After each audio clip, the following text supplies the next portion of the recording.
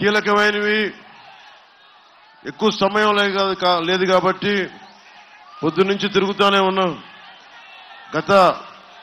ఈరోజు ఒక్క ఎన్నికలు కాదు, నేను భారతదేశంలోనే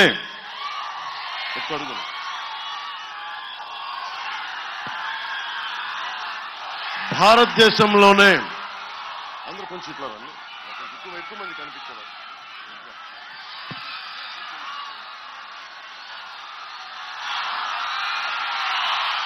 భారతదేశంలోనే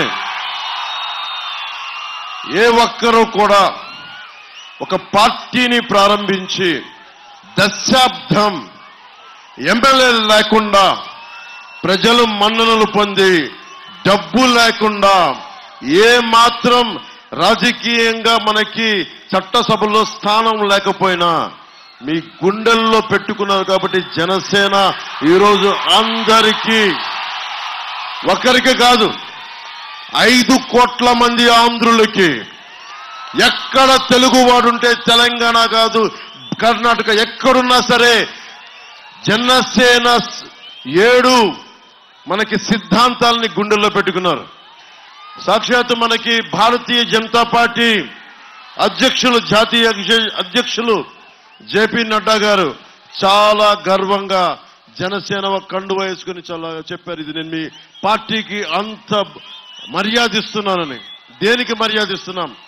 డబ్బులతో అమ్ముడైపోయే పార్టీ కాదు, జగన్ లాగా ఒక సారా ప్యాకెట్ ఇస్తే అమ్ముడైపోయే పార్టీ కాదు, బిర్యానీ ప్యాకెట్ల కోసం అమ్ముడైపోయే పార్టీ కాదు. దెబ్బతిన్నాం.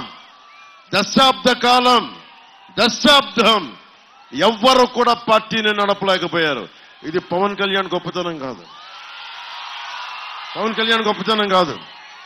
పవన్ కళ్యాణ్ గుండెల్లో పెట్టుకున్న ప్రతి వీర మహిళ, ప్రతి జన సైనికుడు, ఆశయాల కోసం నలిగిపోయే ప్రతి పౌరుడు, జనసేనకి ఒక్కరు కాదు, యునైటెడ్ కింగ్డమ్ దగ్గర నుంచి అమెరికా, యూరోప్, మీరు ఏ మూలకెళ్ళండి, భారతీయుడు ఈ దేశం ఇలా ఉండాలి, ప్రాథమిక హక్కులు ఉల్లంఘన కాకూడదు, జాతీయ భావాల కోసం పరితపించే ఒక సరిహద్దులోని ఒక సైనికుడు ఎవరైనా జనసేన సిద్ధాంతాలకి ఆకర్షితులై గుండెలో పెట్టుకున్నారు.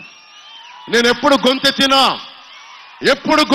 ఒక కులం కోసం గొంతెత్తలా, ఎప్పుడు గొంతెత్తినా ఒక ప్రాంతం కోసం గొంతెత్తలా. మనిషి కష్టాల్లో ఉంటే గొంతెత్తాను. నా కులం అని చూడలా, నా ప్రాంతం అని చూడలా, నా భాష అని చూడలా, నేనేమి చూడలా, మనిషి కష్టాల్లో ఉన్నాడా లేదా అని చూశా. చాలా ఆవేదన ఉంది నాకు. నేను మనుషుల్ని విడదీయలేను. కులాల తాలూకు వెనుకబాటుతనాన్ని గుర్తించేవాడిని, కానీ కులాలని అడ్డం పెట్టుకొని నేను కులాలతోటి రాజకీయం చేసేవాడిని కాదు. ఇందాక గొల్లప్రోలకి వెళ్తే ఒక 12 ఏళ్ల బిడ్డను తీసుకున్నాను, నీకేం కావాలనుందని. ఏ కులం అని తెలియదు నాకు, అడిగితే నాకు ఆర్మీకి వెళ్ళాలనుంది. మీరు హారతులు ఇస్తారు నాకు.